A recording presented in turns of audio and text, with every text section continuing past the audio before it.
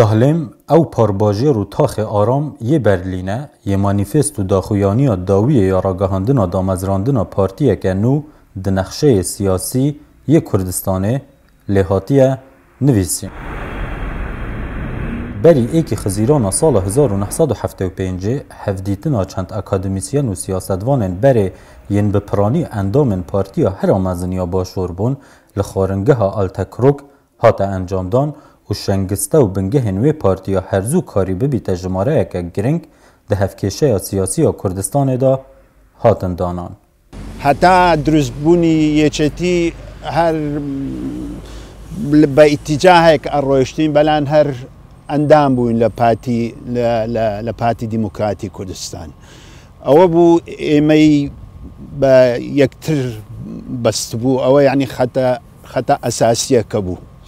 لباتشي او دكسا نق بشتي ديكا نسي كسي ديكا بابلين او ناو روكا هنا كبو يعني توندا كبو كبيونديان هر مابو.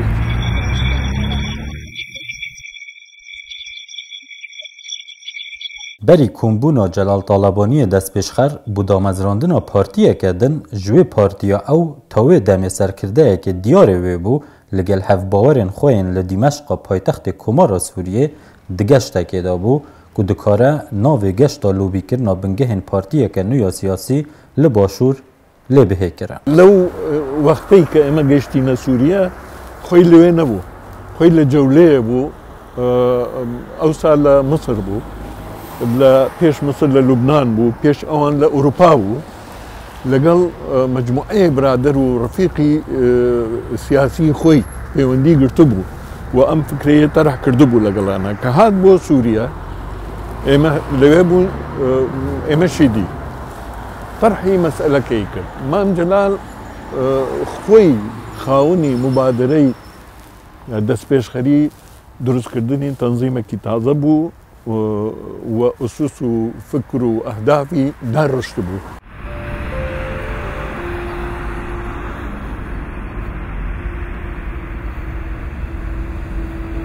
جداهیا بوچونن بجدارن کمبونه ینوی دمی گنج بون و به پرانی هلگرن هزرین چپ و پیجورو بون نببو سدم گلجریک سیوان کار ریخستنی و چکداری به هفرا بوان به هدام ازراندن. اما او حوالی گل دروی ولاد بون ما بریار ندابو گومی لسر چه ناوی ساق به ما هشتبو جوینه و مناقشات هره.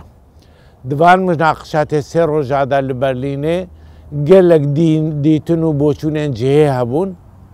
هنک ادگود پارتی سوسیال دموکرات با هنک ادگود پارتی کمونیست با هنک ادگود پارتی ناسیونالیستی کردی با هنک ادگود جبو بشکی کردستانی با هنک ادگود جبو همو بشه کردستانی با دوره ام سروی اتفاق کرد او حوالی گل شامه پیشنیارک انی بون نیم چبره یک دروست بناوه یکتیان اجتماعی کردستانی لسر اساس تیارات فکری جهه با و جعالی جوینی هاتا پسند کرن. یک جو قوناغ گرنگ و این دیروکی ین دامزراندنا یکتیان اجتماعی کردستانه اف خوارنگه ها برلین پایتخت آلمانیه. مام جلال لگل نه هف باور و هف رین خو بریارا داویه یا دامزراندن یکیتیان اجتماعی کردستانه و او مانیفستا هاتی راگهاندن لسال 1975 لویره هاتبو هلسنگاندن خواندن و آنالیزه کرن پشتی لویره قوناق بداوی هاتی لشام پایتخت سوریه هات راگهاندن. کمبونا لخارنگه ها آلتکروک هاتی اساس کرن داخویانیا کو بریار لسر دامزراندنا پارتیه که نو به بلاف کرن گوهارتن دناف داده نکرن و گنگشه این لسر هیلن گشتی ین کار و استراتیجیت دهن انجام داد. اوان او بیانی امیان مناقشه کردو هنده تعدیلی هن لسر کردو هنده تعدیلی اساسی هن لسر کردو لسر اتجاه سیاسی و فکری تنظیمه که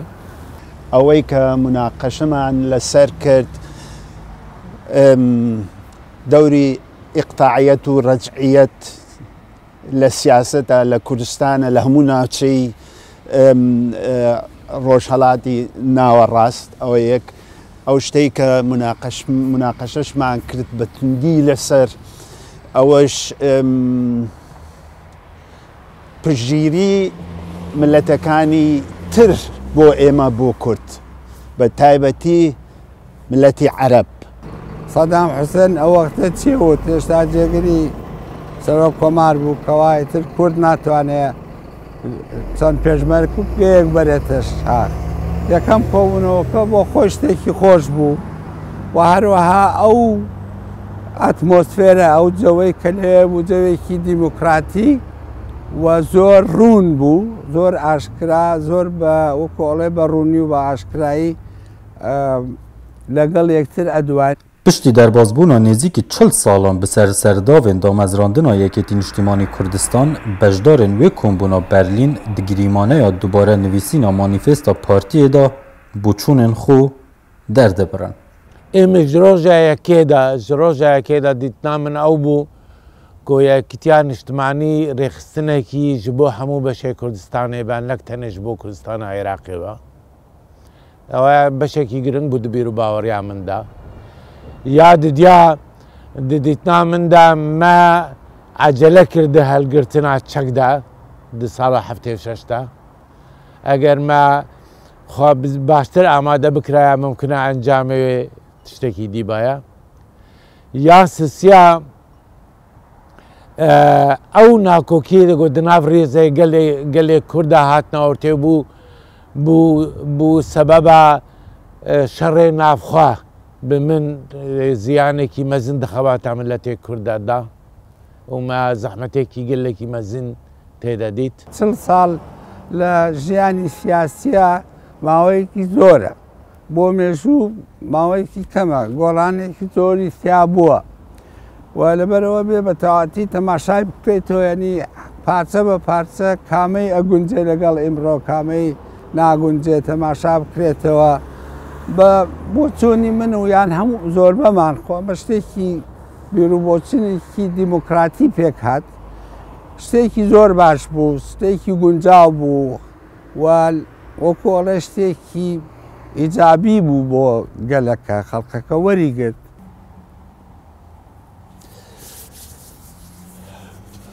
نیوە بە نیوە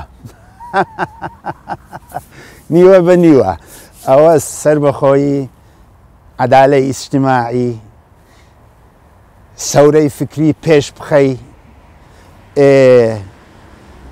ئەو شتانە ئەوە با بڵێ نیوەیتی بەڵام نیوەکەی دیکەش لە نەوعی مجتەمەعەکە نەوعی ئیقتصادی مجتەمەعەکە ئەو شتانە ئیمڕۆ بە نەوعیش ترەی نووسم لەوەی کە لە ساڵی 1975 تەنێ 10 کەس بوونین ئامادەی کۆمبوونا لە دالێم و ئالتە کڕۆک بووین لە هەفدیتنên دوقۆلی و لە هەفگوهارتنا نەرینان لەگەل چەند کەسên din jî گونەها di گۆڕەپانا سیاسیya Kurdistanê da rol digêrin yan jî mûra wan hatiye nexşandin hebûne. من توقع ما كرد مثلا يكي لو انا خوالي خوش بو دكتور كمال فؤاد بي يكي لو انا مثلا نوشورها مصطفى بي كالاوروبا بو اوسا رئيس مام جلال بو خو عفوي كمال فؤاد بو عمر الشيخ موس أرجمند صديق حسن حما علي لاوتشاك أحمد فهمي دارا أديب خوا عفويكا رؤوف أحمد جبار شريف ومن بقشتي دكز بون إتر لوكو بنوية بجدار بوي جبجدارن كومبونا برلين دو كس و یک جدر وی جوینه لی هر سه او سیاستوانن کرد ین کوچبری اوروپا ببون بو دسته یا دامزرینه را یکیتی نیشتیمانی کردستان هاتن ازیده کرن. هین کروتی برادران بریاریان داوه که سه کسی حالا بجاردو وقت دسته دا یعنی انضمام کن بو بیانکو بو دسته دامزرینه او سه کسش دکتور فؤاد دکتور کمال فؤاد و کاک نوشروان مصطفى و کاک عمر شیخ منصور. باندورا دیاسپورای مشختی لسر بزاو و تفگر سیاسی و روشنبیریا کردی به اندازه مزن و زیده گنهاجی پشتی گوهارتن و پیشوچون مزن لسر پرس و دوزا کردی لهمو جهان پیدا بوی د دیروکا کردیا هفچرخ دا ورچپکه ناهج بیر کرن.